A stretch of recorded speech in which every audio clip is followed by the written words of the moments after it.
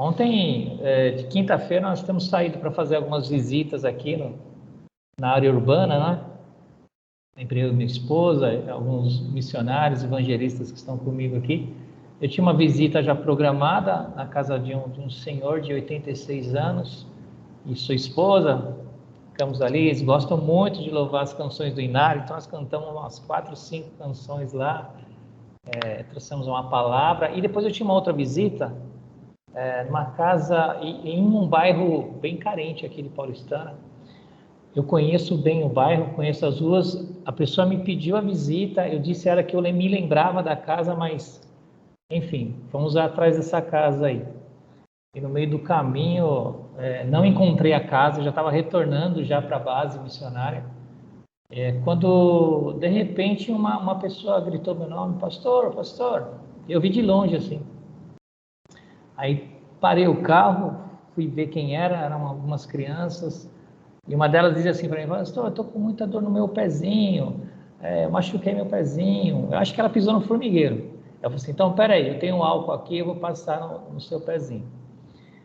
Mas onde você mora? Eu moro ali em tal casa. Aí fomos até lá, né?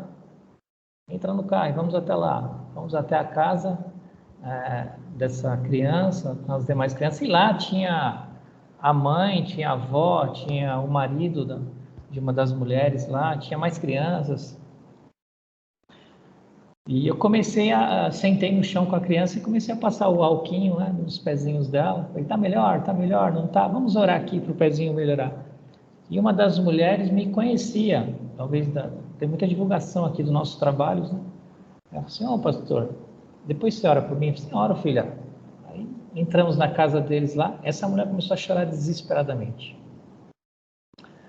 Ela estava afastada do caminho do Senhor, e ela disse assim para mim: eu estava orando hoje para que Deus mandasse um pastor aqui falar comigo. Aí foi incrível, assim. A filha dela começou a chorar muito também. Estão passando um momento muito difícil. Para a gente ver que nada no Senhor é em vão, não é? Tudo que nós fazemos, existe uma direção de Deus, existe um caminhar de Deus. E quando eu olho aqui para a nossa vigília e oração, a gente vê 2 anos já, né? A gente sabe que não é em vão o trabalho no Senhor. Pessoas têm sido alcançadas, têm sido abençoadas também. Uma palavra edificante, porque a palavra de Deus tem essa força, né? Essa eficácia de mudar uma vida, de transformar uma história, né? De alcançar famílias. Então eu oro muito para que continue, né? Para que perseverem mesmo. Mais ou menos esse é o tom da palavra. Eu venho estudar o livro de Hebreus e eu queria trazer algo. Eu estou aqui feliz, né? Falar da mesa para mim é tranquilo, né? A mesa é um lugar onde todos estão convidados, né? Mas nem todos querem sentar, né? Nem todos querem permanecer.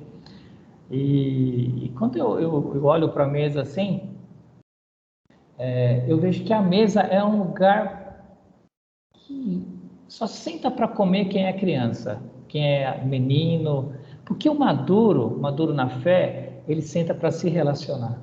Então, quando eu vi aqui vocês aqui batendo papo antes de tudo, eu acho isso incrível. Eu acho que ali já começou a vigília da oração, ali já começou tudo. Então, o maduro, ele senta para se relacionar, para conversar, para perguntar como é que tá, meu filho foi para o hospital. Isso já é compartilhar, já é ter um tempo de comunhão.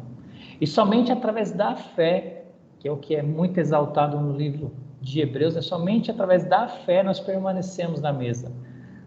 Pois a mesa é um lugar de compartilhar com o meu irmão algo que está em mim, e é o que estava acontecendo hoje aqui.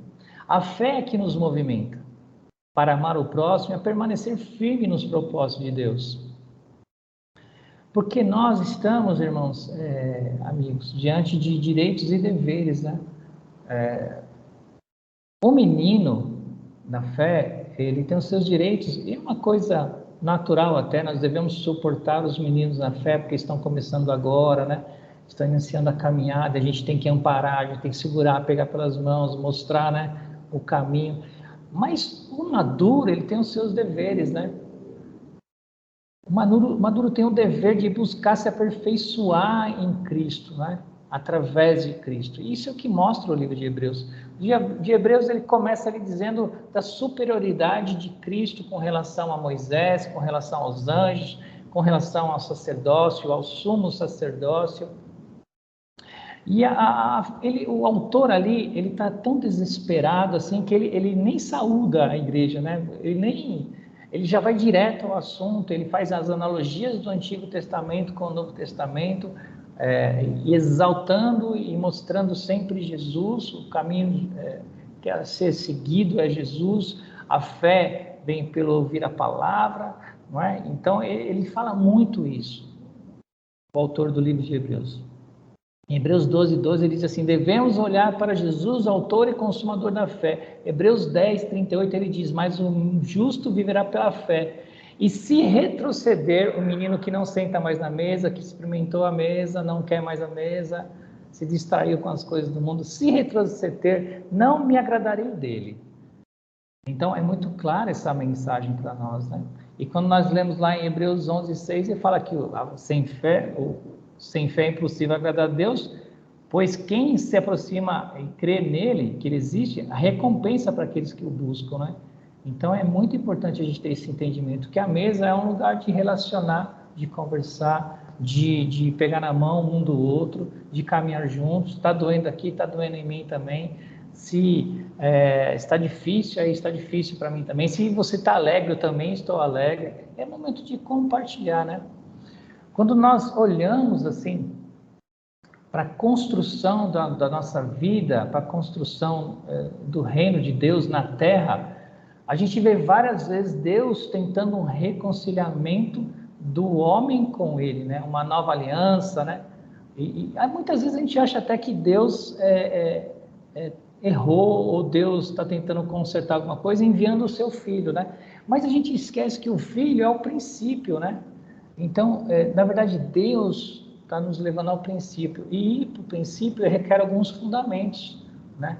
E o fundamento da fé, ele é muito importante, ele dá embasamento para nós continuarmos, para perseverarmos, né? Foi lido aí 1 Pedro 4:7, né? Eu queria reler aqui o que você leu aqui, Glauber. Ora, o fim de todas as coisas está próximo. Sede, portanto, criteriosos, sóbrios, a bem das vossas orações. E quando nós olhamos para o Senhor, com um olhar de amor, com um olhar de perseverança, com um olhar de buscar entendimento, nós vemos a importância que é nós amarmos o próximo, né? Nós entregarmos o nosso tempo ao próximo, e a gente tem buscado muito isso. A gente tem buscado muito o reino de Deus e a sua justiça nas coisas que nós fazemos todos os dias. É muito difícil isso. A fé exige um esforço, exige um arrependimento, e arrependimento não é emocional, né? Não pode ser emocional. Arrependimento, nós temos que morrer, né? Tem que morrer para algumas coisas que nós temos dentro de nós, e morrer todo dia exige de nós uma aproximação muito grande de Deus, né? Então, quando você fala assim, orar todos os dias, buscar o Senhor todos os dias, é um esforço muito grande, né? E nós sabemos da dificuldade que é nesse mundo de hoje, com tantos afazeres que nós temos aí todos os dias, né? Então, a busca do Senhor, ela tem que ser constante mesmo. E eu aqui separei aqui um trecho de Hebreus 6.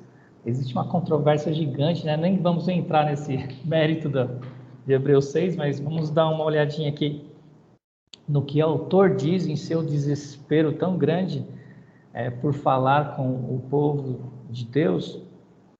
6:1, ele diz assim: por isso, pondo de parte os princípios elementares da doutrina de Cristo, deixemo-nos levar para o que é perfeito, não lançando de novo a base do arrependimento de obras mortas e da fé em Deus. Então, olha que profundo, que profundidade rica tem esse versículo, né? Por isso, pondo de parte os princípios elementares da doutrina de Cristo, que é o quê? Arrependimento e fé. É muito importante a gente entender esses pilares que Cristo construiu quando esteve entre nós, assim, né?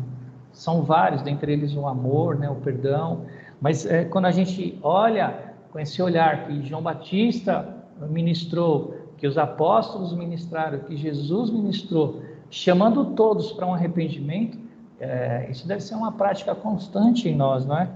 E a gente vê que são princípios elementares da doutrina de Cristo. Então, Cristo, muitas vezes a gente entende que ele veio para amar e perdoar, né? Mas ele lançou esses pilares assim. E minha grande preocupação assim, e eu tenho buscado muito isso em Deus, é não ofuscar a Deus, é não chatear a Deus, é não ofender a Deus.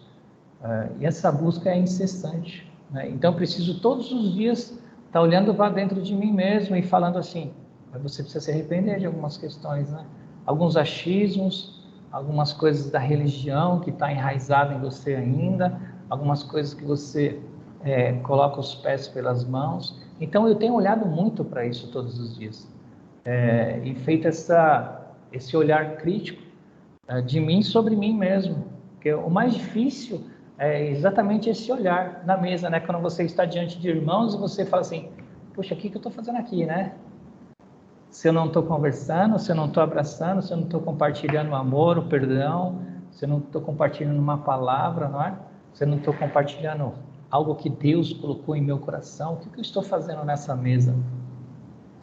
Então, diante disso, meus irmãos, eu prossigo lendo aqui, Hebreus 6, do versículo 4 em diante, e aí entra, né, algumas questões assim que são bem polêmicas, e eu não quero entrar em calvinismo nem nada disso, mas só para a gente dar uma passada nesse texto aqui, que é muito importante para o nosso entendimento daquele irmão que esteve na mesa entre nós e que não está mais. Ele diz assim, ó, é impossível que aqueles que uma vez foram iluminados e provaram o dom celestial e se tornaram participantes do Espírito Santo e provaram a boa palavra de Deus e os poderes do mundo vindouro e caíram. Sim, é impossível outra vez renová-lo para arrependimento, visto que de novo estão crucificando para si mesmo o Filho de Deus, o expondo e o envergonhando.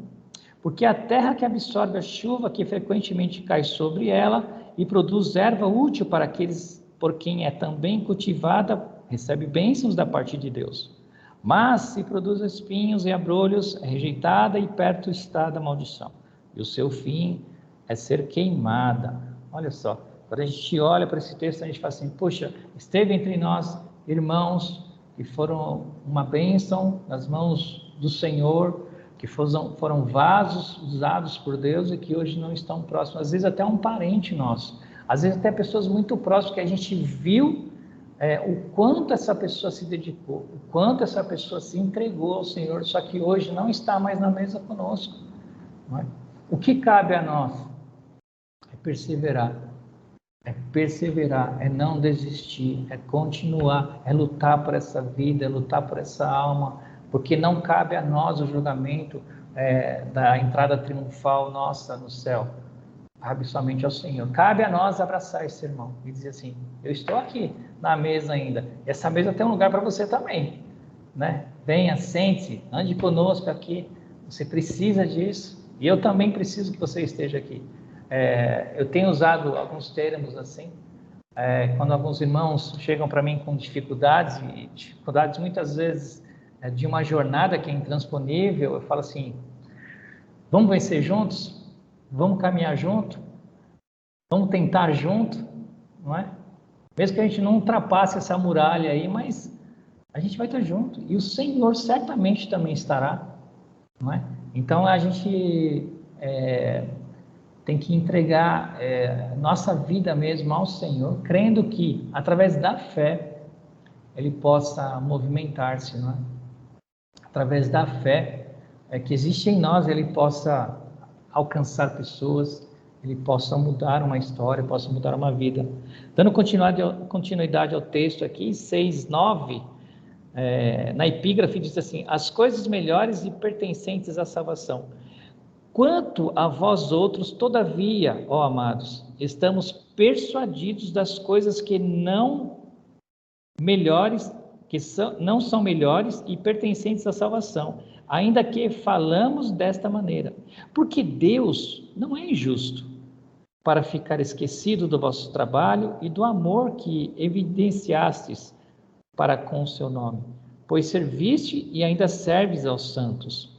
Desejamos, porém, continue cada um de vós mostrando até o fim a última diligência para a plena certeza da esperança, para que não vos torneis indolentes, mas imitadores daqueles que pela fé e pela longanimidade herdam as promessas. Então aqui está uma direção para todos nós, não é?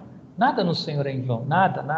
Esse tempo aqui que nós estamos reunidos aqui não é em vão, aquilo que você fez para o teu vizinho não é em vão, aquela palavra que você direcionou na tua casa não é em vão, a palavra do Senhor não volta vazia, e a fé é uma convicção, nós temos que colocar em prática. Eu digo muito à igreja nossa aqui, a gente precisa materializar a fé, colocar em prática isso, a palavra foi liberada para nós, e se a gente não faz isso, a gente retém a palavra do Senhor, não é? A gente guarda só para nós, a gente não coloca em prática. E a fé é um ato da prática, não é? Porque eu tenho a fé, eu recebi a fé, eu sei, eu tenho a convicção, certeza de que Deus está na minha vida, de que Deus tem uma direção eterna para mim. Então eu quero compartilhar isso com o meu irmão, eu quero levar adiante essa palavra aqui. Então o autor de Hebreus, ele está desesperado em passar isso para todos nós, para dizer assim, poxa, as obras são importantes sim, mas a fé é fundamental, é o firme fundamento das coisas que não se veem, não é? Continuando, a imutabilidade da promessa de Deus, versículo 13 em diante, diz assim, pois quando Deus fez a promessa a Abraão, visto que não tinha ninguém superior por quem jurar, jurou por si mesmo, dizendo, certamente te abençoarei e te multiplicarei. E assim, depois de esperar com paciência, obteve Abraão a promessa. Lembra de Isaac? Foi isso. Pois os homens juraram pelo que lhes é superior, e o juramento servindo de garantia para eles. É o fim de toda contenda. Por isso, Deus, quando quis mostrar mais firmemente aos herdeiros da promessa a imutabilidade do seu propósito, se interpôs com juramento, para que, mediante duas coisas imutáveis, nas quais é impossível que Deus minta, forte alento tenhamos nós que já corremos para o refúgio a fim de lançar mão da esperança proposta, a qual temos por âncora da alma, segura e firme e que penetra além do véu, onde Jesus, como precursor, entrou em nós, tendo se tornado sumo sacerdote para sempre, segundo a ordem de Melquisedeque. Uma afirmação de Deus, uma convicção da imutabilidade de Deus. Deus não muda, Ele não mente, por isso que a nossa fé tem que ser arraigada, tem que ser colocada em prática todos os dias, né? Acreditar naquilo que Ele tem para nós, nas suas promessas, porque Ele é um Deus que cumpre cada uma delas. E voltando ao texto em que foi lido aí o comecinho do livro de Pedro, 1 Pedro, que Glauber trouxe para nós, eu queria ler 1 Pedro capítulo 4, vamos ler do 7 em diante, vamos reler aqui, que eu acho que foi algo de Deus assim que Glauber trouxe para nós hoje, sobre sobriedade, né? Vigiar e orar o tempo todo, ser perseverante. Diz assim, ora, o fim de todas as coisas está próximo, sede, portanto, criteriosos, sóbrios, a bem das vossas orações. Eu tenho ensinado uma coisa com relação à oração à nossa igreja também, porque muitas vezes nós paramos para orar ao Senhor, e fica um monólogo, né? Nós pedimos, a gente não para um minuto na solitude, né? Do nosso ser, né? No silêncio da nossa alma, para ouvir aquilo que Deus tem para nós. E muitas vezes Deus tem algo para nós que diz assim, porque Ele tem uma oração também, né? Para nós. Ele diz assim, a quem enviarei? Quem que eu vou enviar? Tudo bem, você pediu um monte de coisa, tudo certo, você é um menino na fé, você está lidando com as suas coisinhas ainda, mas eu tenho algo muito maior. Eu tenho um propósito muito maior, né? A quem eu vou enviar? Essa família aqui do lado, que está aqui com o filho querendo se suicidar, aquela outra que está passando necessidade, quem eu vou enviar? Não é? Quem que vai vir para a mesa? Não é?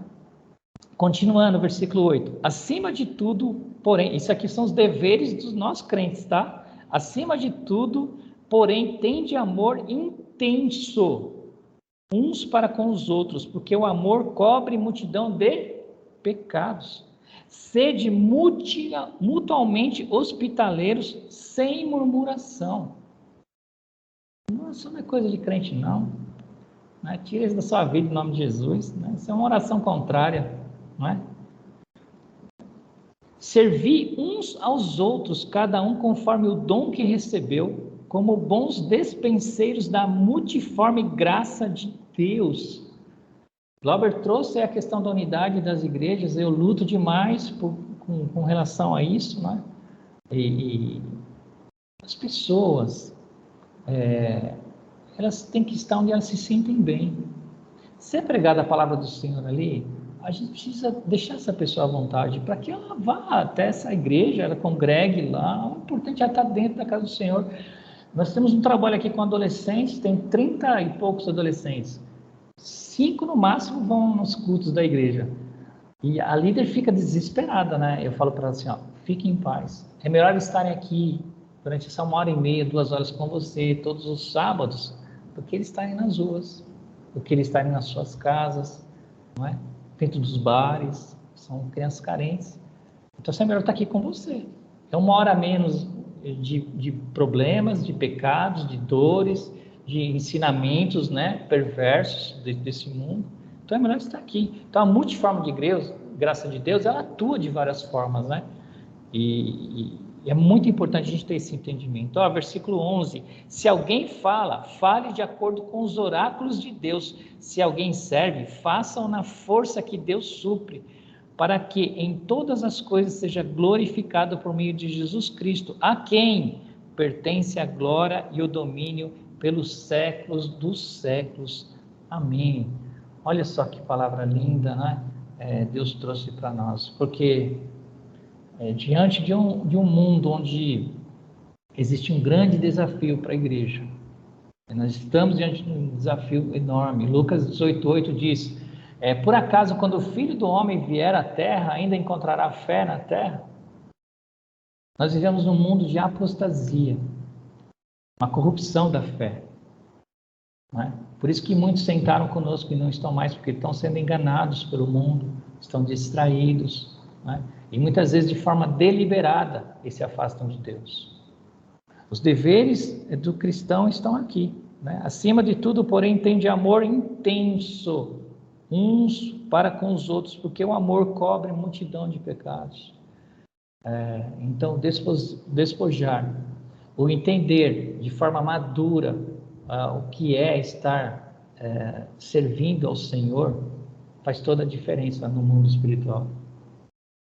Então, quando eu olho para um trabalho como esse, há 2 anos aí de pé, continuando, perseverando, persistindo, eu louvo ao Senhor, porque nós precisamos de pessoas assim, que têm fé, que seguem adiante, que não desanimam, que não desistem, né? Que são maduras para entender os desafios, que andam com pessoas que também têm o mesmo propósito. Não é? Porque muitas vezes a gente fala assim, estou sozinho agora, mas tem um aqui que canta, tem um que toca, tem um que ora, vamos juntar esse povo aí, vamos sentar na mesa e todo mundo fazer aquilo. Um tempo nosso de oração, um tempo nosso de mesa. É muito importante isso. É muito importante isso. Né? Então, meus irmãos, eu rogo ao Senhor que Ele nos dê esse espírito de longanimidade, né? De perseverança, para que a gente não retroceda, para que a gente persevere, né? Para que a gente continue, porque sem fé é impossível. Não é que assim, talvez talvez a gente consiga, quem sabe, né? Sem fé é impossível agradar a Deus. Então, que a gente seja cheio do Espírito Santo e que a fé nos invada assim e que nos movimente, não é? Em favor do reino, em favor do nosso irmão, não é? Que a gente tem que, eu tento isso todos os dias, olhar para o nosso irmão como eu olho para Cristo. Independente da situação financeira, da situação social. Hoje mesmo eu estive na rua e uns 2 anos atrás nós oramos por um rapaz que há 25 anos ele bebia muito aqui na cidade. E ele parou de beber, ficou 1 ano e pouco sem beber, ausente mesmo da bebida. Começou até a frequentar uma das igrejas aqui da cidade. Mas de repente, do nada, ele voltou também. As decepções, as questões. E hoje eu encontrei ele na rua. E eu falei assim, poxa vida, eu lembro de você quando você estava sóbrio, a gente conversava tanto aqui, hoje eu só te vejo desse jeito na rua. Ele pediu 1 milhão de perdão, e ele estava sem camisa. Eu falei assim, entra aqui que eu vou te levar lá na sua casa, né? Entra no carro que eu vou te levar na sua casa lá. E eu levei, e no trajeto esse homem chorou tanto, tanto, tanto, tanto. Assim, eu não sei se ele vai conseguir parar de beber novamente, eu não sei se ele vai ter forças para isso, eu não sei se a história dele vai mudar. Mas eu fiz a minha parte, né? E é muito importante isso. Nos cabe isso, né? Estender as mãos ao necessitado, ao caído, ao abatido, ao triste, né? Aquele que já sentou na mesa, que não está mais. Perseverar, continuar, não desistir, não desanimar, porque eu sou prova viva de que se não houvesse insistência pela minha vida, talvez eu não estaria aqui hoje. Teve alguém que olhou para mim e falou assim, eu preciso lutar por esse homem aí, não é?